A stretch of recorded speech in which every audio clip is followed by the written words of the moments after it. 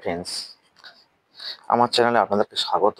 এখন যে বিষয় নিয়ে আলোচনা করব তা হলো ওয়েস্ট বেঙ্গলে যে এসআইআর হবে, সেই এসআইআর এর জন্য যে এনুমেরেশন ফর্মটা ফিল আপ করতে হবে, সেই ফর্মটা কিভাবে ফিল আপ করতে হয় তা নিয়ে আলোচনা করব। তো দেখুন, এনুমেরেশন ফর্ম এটা হচ্ছে ওয়েস্ট বেঙ্গলের ক্ষেত্রে এনুমেরেশন ফর্ম। ঠিক আছে, এবারে হচ্ছে এখানে যেটাতে নেম অ্যান্ড কন্ট্যাক্ট বিএলও এগুলো কি থাকবে না, এগুলো প্রিন্টেড থাকবে। তারপরে ইলেক্টরস নেম, এপিক নম্বর, অ্যাড্রেস, এইগুলো সব হচ্ছে অর্থাৎ ভোটারের নাম, তার ভোটার কার্ডের নাম্বার, অ্যাড্রেস সমস্ত কিছু প্রিন্টেড থাকবে, অর্থাৎ প্রিন্টেড করা থাকবে বা ছাপানো থাকবে। এখানটা serial number, part number, assembly number বা পার্লামেন্টারি, অর্থাৎ বিধানসভা বা লোকসভা এগুলো সব কি থাকবে না, ছাপানো থাকবে। এরপরে এখানে একটা কিউআর কোড থাকবে, যেখানে যেটা হচ্ছে স্ক্যান করলে মানে সেই ভোটারের সম্পর্কে সমস্ত কিছু জানা যাবে। এটা ওল্ড ফটো, অর্থাৎ আপনি যে টাইমটায় মানে ভোটার কার্ড করেছিলেন তখনকার সেই সময় যে ফটোটা সেটা এখানে হচ্ছে প্রিন্টেড করা থাকবে। এবার আপনাদের কি করতে হবে, একটা পেস্ট কারেন্ট ফটো, মানে নতুন একটা পাসপোর্ট সাইজের ফটো করবেন, সেটা কালার ফটো, অবশ্যই কালার ফটো হতে হবে। এটা ইলেকশন কমিশনের নির্দেশ যে কালার ফটো হতে হবে। সেইটা হচ্ছে এখানে আপনাদেরকে পেস্ট করতে হবে আঠা দিয়ে, ঠিক আছে, অর্থাৎ লাগাতে হবে। এরপরে আসি যে ডেট অফ বার্থ। এখানে কি না, ডেট অফ বার্থ কার্ড না, ওই যে ভোটারটা এটা হবে তা যে ফিল আপ করছে মানে ভোটারটা, তার ডেট অফ বার্থ ধরে নিন 6/8 ধরে নিন 1995। 1995, ঠিক আছে। এই হচ্ছে তার কি না ভোটার কার্ড নম্বর। এবার আধার কার্ড নম্বর, আধার কার্ড এটা অপশনাল, মানে দিতেও পারে নাও দিতে পারে। তো অপশনাল, তবু আধার কার্ড নাম্বারটা জেনে নিন। আধার কার্ড নাম্বার কি দিতে হবে, ধরে নিন আমার আধার কার্ডের নাম্বার কটা থাকে, 12টা থাকে। তো আমরা 1 2 3 4 5 6 7 8 9 10 আর 11, ঠিক আছে, এক।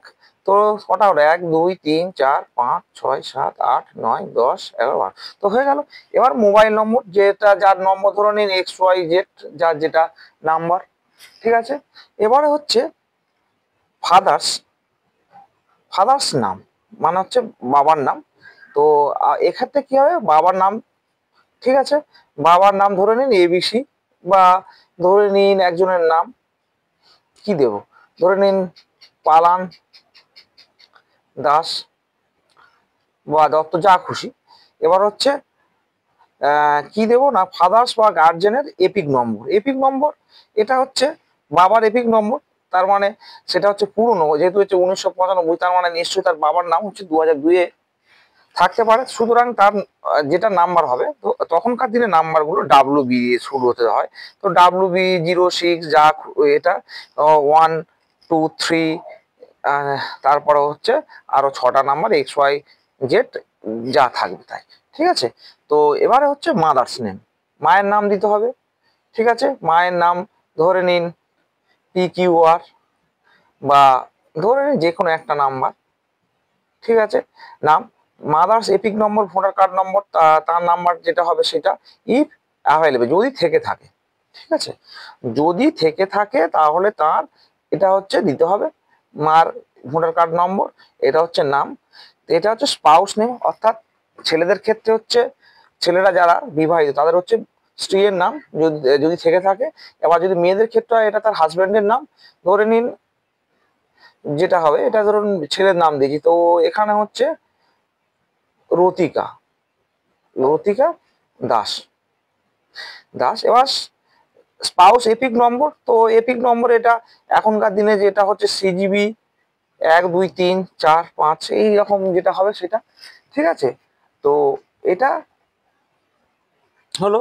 তো এবার আসি, এবার এই দুটো কলাম আসে, এই দুটো যেটা হচ্ছে এই দুটো কলামের বাম দিকেরটা হচ্ছে details of the elector in the electoral roll of the last SIR, অর্থাৎ 2002 সালের এসআইআর যেটা হয়েছিল তার যদি নাম থেকে থাকে 2002 সালে, মানে এসআইআর এর নাম থেকে থাকে বা ভোটার লিস্টে থেকে থাকে, তখন তার ডিটেলস এটা এখানে দিতে হবে। তো অর্থাৎ ভোটার যদি 2002-এ থেকে থাকে, তো আমরা যেহেতু 1995 সালে জন্ম দিয়েছি, তা এটা এখন বলছি না, আমি ডান দিকটা বলবো, তারপরে এটাও বলে দেবো, ঠিক আছে। তো এটা তার বাবার ক্ষেত্রে দিয়েছিলাম, তা ফাদার্স নেম। তো ফাদার্স নেম, তো এখানে কি দিতে পারি আমরা, ফাদার্স নেম এটা হচ্ছে ধরে কি দিয়েছি আমরা না,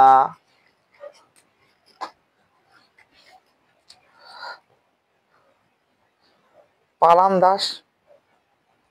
এপিক নম্বর 2002 সালে মানে এমন অনেকজন আছে যাদের হচ্ছে এপিক নম্বর দেওয়া নেই, শুধুমাত্র নামটা দেওয়া আছে। তো এপিক নম্বর যা দেওয়া থাকবে তখনকার দিনে ওই দিয়েছিলাম আমি কি WB061234XYZ, ঠিক আছে। তো এই এবার হচ্ছে রিলেটিভ নেম, রিলেটিভটা কে, তা আপনি এখানে কি দিয়েছেন না বাবা, তাহলে এখানে ফাদার্স কি, তাহলে রিলেটিভটা হচ্ছে সেই একই নেব, পালান দাস। রিলেশন কি না ফাদার। এবার ডিস্ট্রিক্ট ধরে নিন এটা হচ্ছে কোন ডিস্ট্রিক্ট না, সাউথ 24, তাহলে 24 PGS ব্র্যাকেটের মধ্যে সাউথ। বা আপনি যদি আপনারা যদি চান যে পুরোটা সাউথ এইভাবে লিখবেন, যে পুরোটা লিখবেন, তো পুরোটা এইভাবে লিখতে পারেন। তো পুরোটা যেমন সাউথ 24 পরগনা লিখতে পারেন। স্টেট কি ওয়েস্ট বেঙ্গল, তো এটা সবার ক্ষেত্রে একই, ওয়েস্ট বেঙ্গল। এবার অ্যাসেম্বলি নেমটা কি হবে, ঠিক আছে।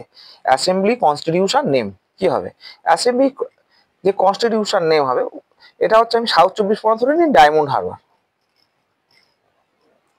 ডায়মন্ড হারবার, এটা যা খুশি একটা দিয়ে দিলেন, ডায়মন্ড হারবার দিলাম। এবার যেটা এখানে যেটা হবে তাই, ঠিক আছে। তো অ্যাসেম্বলি নাম্বার, এখানে একটা নাম্বার থাকে, ধরে নিই 120 বা 25 যা খুশি। তো এটা আমি ডায়মন্ড হারবার দেবো না কোনো রকম ভাবে দিয়ে, তাহলে ধরে নিন এটা হচ্ছে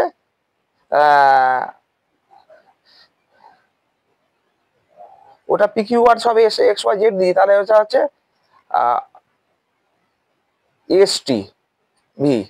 STV, ঠিক আছে। ধরে নিন এইটা দিলাম আমি, STV দিলাম, ঠিক আছে। ডায়মন্ড হারবারের জায়গায় STV দিলাম।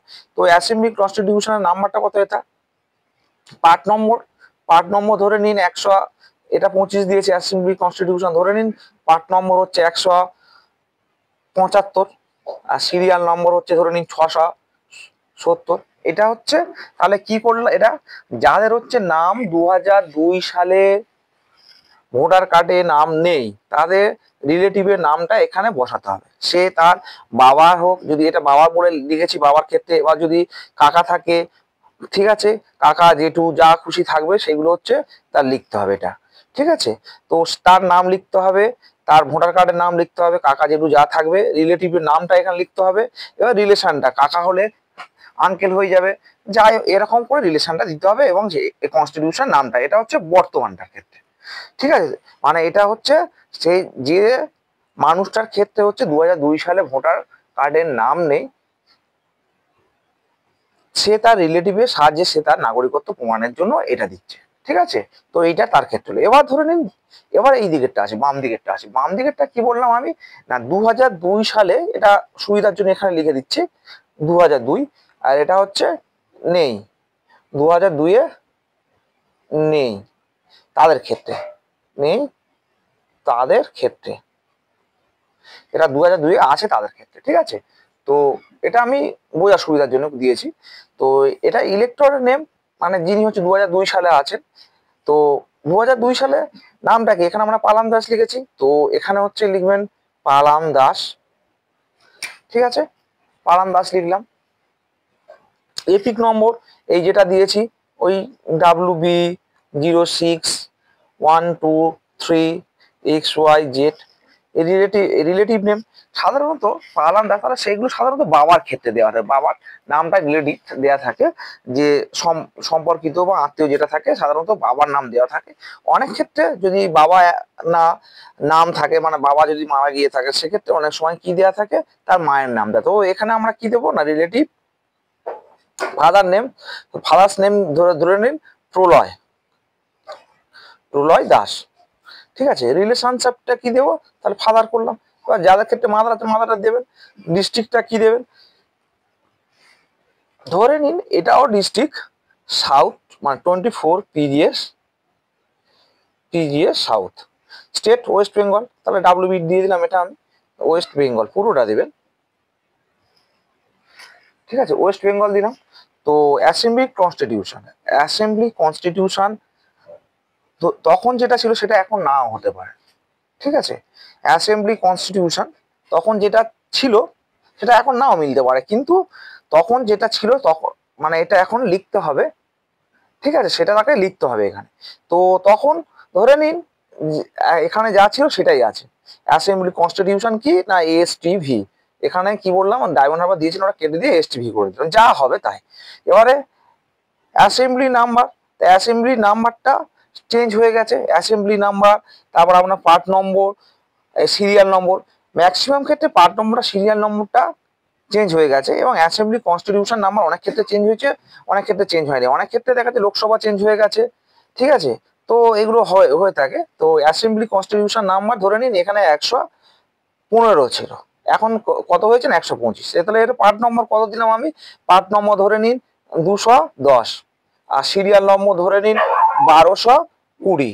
তো এইভাবে হচ্ছে সে ফর্মটা ফিল আপ করবে, ঠিক আছে, এইভাবে সে ফর্মটা ফিল আপ করবে। এরপরে আসি যে এখানে তার কিভাবে সইটো, এবারে দেখুন এখানে কিছু লেখা আছে, the elector mention above being myself or my family member has not acquired the citizenship of any other, তার এবার একটা ডিক্লারেশন দিতে হবে। কি ডিক্লারেশন না, সে ডিক্লারেশন দেবে তার বাবা বা তার মানে নিজের কোনো হচ্ছে অন্য কোনো দেশে হচ্ছে নাগরিকত্ব নেই, ঠিক আছে।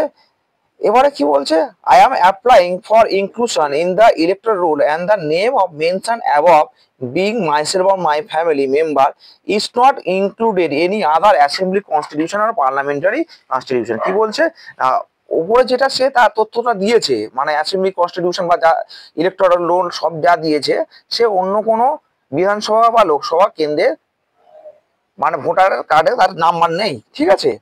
তো তারপরে আসি 3 নম্বরটা, I am aware that making the above statement or declaration in relation to this application which is false or which I know or believe to be false or do not believe to be true is punishable under the section 31 of representation of the people act 1950। কি বলছে যে উপরে যে তথ্যগুলো সে দিয়েছে যদি সেটা কোনো ভুল হয়ে থাকে মানে সেটা কি করবে, সে তাহলে কি অনুযায়ী শাস্তি পাবে না, section 31 representative of act 1950 43 of 1950, এই হচ্ছে আইনে সে শাস্তি পাওয়ার যোগ্য, ঠিক আছে। এবারে সে কি বলছে, যদি না সেই তথ্যগুলো সঠিক দেয় তাহলে তাকে কোন এতে শাস্তি দেওয়া হবে না, 1950 সালের আইন অনুযায়ী তাকে শাস্তি দেবে। ওখানে দেওয়া আছে যে তার সই, অর্থাৎ যে তথ্যগুলো সে দিচ্ছে সেগুলো সঠিক, সেখানে তার সই। এবার শেষে যেটা হচ্ছে বিএলওর ক্ষেত্রে, বিএলওরা এই তথ্যগুলো যেটা দিয়েছে সেটা তারা ভেরিফাই করবে, ঠিক আছে, এই হচ্ছে বিএলওদের।